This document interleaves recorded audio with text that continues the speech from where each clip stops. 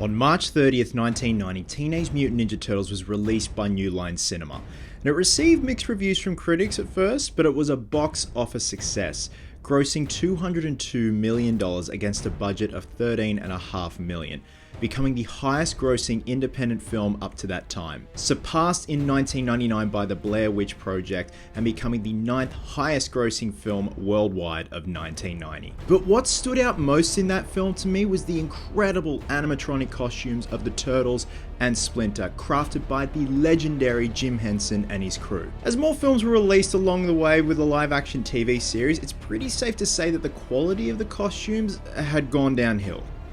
Really downhill. So today, let's look at why the 1990s Teenage Mutant Ninja Turtles costumes are perfect examples of timeless costuming, even if we can see wires, performers' mouths, and stunt hands. What's happening, my fellow geeks and geekettes, and welcome to a bodacious episode of Cosplay Chris.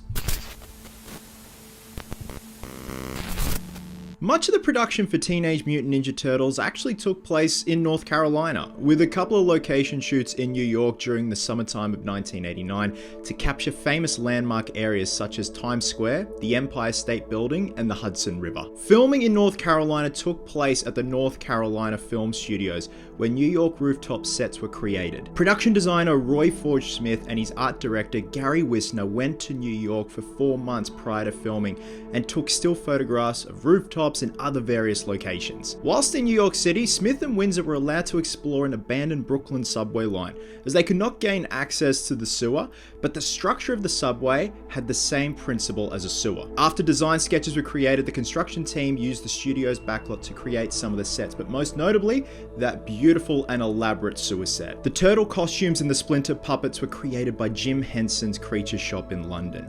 Jim Henson said that the creature suits were the most advanced that he had ever worked with. Within the 18-week turnaround, the process involved live casting the actors and the stunt performers, sculpting the body forms of each turtle, and giving them an individual look, as well as molding, casting the pieces in foam latex, not to mention building the servos and mechanisms that would be placed inside the heads of the talking versions of all 4 brothers. Some heads actually did not feature servos and were just used for static or neutral expressions, which means they were locked in a neutral or some sort of other expression. Brian Henson, son of Jim Henson, was chief puppeteer and also served as a second unit director, overseeing the fight scenes. 2 separate sets of bodysuits were made. The heavier, more detailed suits were worn by the principal body performers in most scenes, while a lighter set was engineered explicitly for action and stunt scenes. The suits themselves were divided into 15 pieces, and the faces were controlled via motorized cables located in the shells.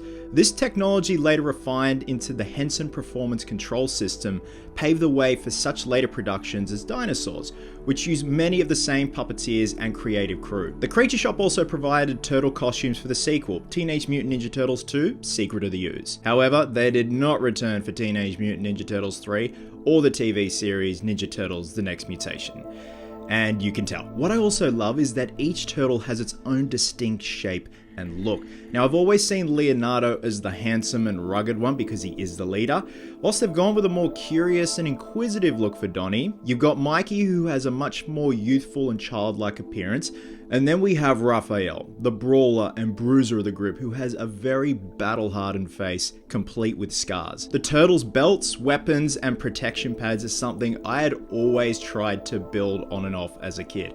And looking at their designs, it seems like they were kit bashed together by the brothers after finding a box of leather scraps and steel from behind a dumpster in some seedy New York back alley. Honestly, I think it's a good direction they took. I think having matching colored pads would not have matched the dark tone that Steve Barron was going for. And when it came to making the Turtles talk, there was a village of puppeteers, including someone to move the mouth, someone to control the eyes and brow movements, whilst all syncing up with the suit performers' movements, and this required extensive rehearsals. Now, when it came to the voice actors, we have Brian Toshi as Leonardo, we have Josh Pice as Raphael, Corey Feldman as Donatello, Robbie Rist as Michelangelo, and the famous Kevin Clash of Elmo's Sesame Street fame as Splinter. Not only that, all 4 actors that played the in-suit turtles also made cameos in the film, with David Foreman, who played Leonardo, as a gang member. We also had Michelin Sisti, who played Michelangelo as the pizza delivery man, Leif Tilden, who played Donatello as a messenger of the Foot Clan,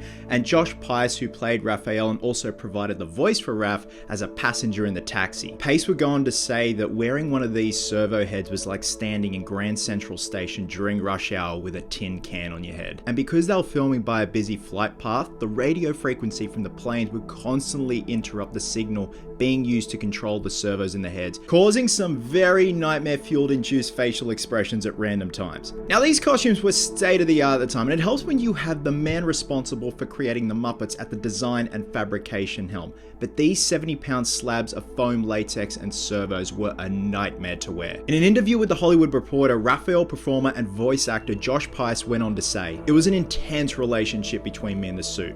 We would suit up from the toe right up to the neck, the head would go on, they would glue the head down to the body, and that was it. It was seamless. Once you're in there, you were in there." While we were shooting, it was never really a problem, Pais went on to say, but then they'd yell cut, and maybe one of the turtle heads wasn't working. So then it could be an hour to fix it, to get it up and running again. We would just freak out, and you would hear one of us go, "Take the fucking head off! Take the fucking head off! Take it off!" Can you imagine seeing that shit on set? A happy looking turtle, but on the inside, a panic-stricken suit performer about to have a meltdown. Considering their weight and their intricacies, these costumes had to be durable, right? Well, no.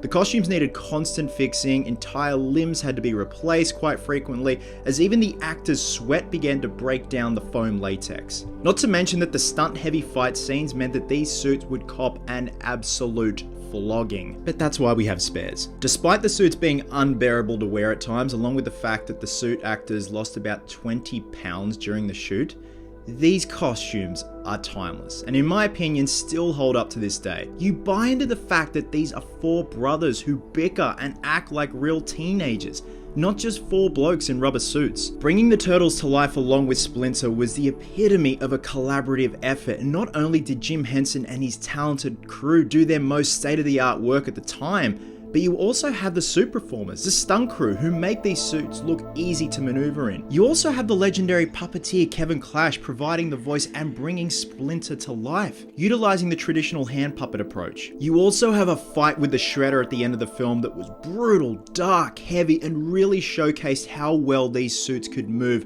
with the incredible stunt team. The Shredder takes the Turtles on one by one, absolutely brutalizing them, with Leo even getting the upper hand at one point, attempting to even deliver 2 kill shots to the Shredder's head before landing a gash on his arm. Fun fact, Ernie Reyes Jr., who doubled as Donatello, would go on to play Keno in the second Ninja Turtles film, Secret of the Ooze. We have actors Judith Hoag and Elias Koteas that have amazing chemistry with the Turtles on screen. Again, another fine example of actors interacting with specialty creature suits and really selling it, compared to today where most actors just interact with a tennis ball on set. The writing in the film also adds to how incredible the Turtles are in screen. It doesn't come off as lame, it's real, it's grounded, and sure, at times it borders on cheesy with their banter, but that's the charm of the Turtles. They're teenagers. We were all cheesy once. Cricket? Nobody understands cricket. You gotta know what a crumpet is to understand cricket. But the writing also deals with heavy issues, like the possible loss of a parent and not knowing if you'll ever see them again. Couldn't this wait till morning? You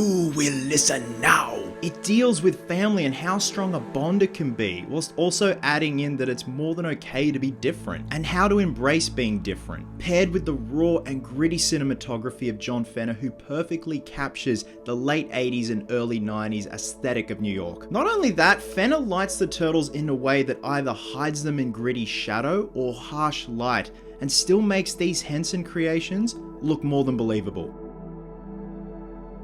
Jim Henson sadly passed away in 1990, just before the film's release, and the second Turtles film is dedicated to him, which his crew made the suits for as well. And even though they did an incredible job, there's something just so charming and gritty about their original 1990s Turtle costumes. Again, this is thanks to not only the creative team behind them, but the rest of the production crew and a director who had faith in making the world of the Turtles believable and grounded. And wrapping all of these elements together and slapping a pizza-stained bow on it is the amazing score by John Dupre, ranging from upbeat and fun to just plain tear-jerking and heartbreaking. Dupre's score really hits home that these aren't just 4 performers in foam rubber suits.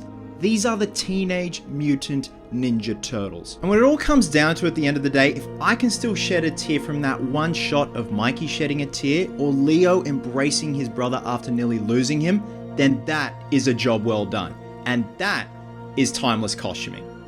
Cowabunga, geeks and geekettes. Cowabunga!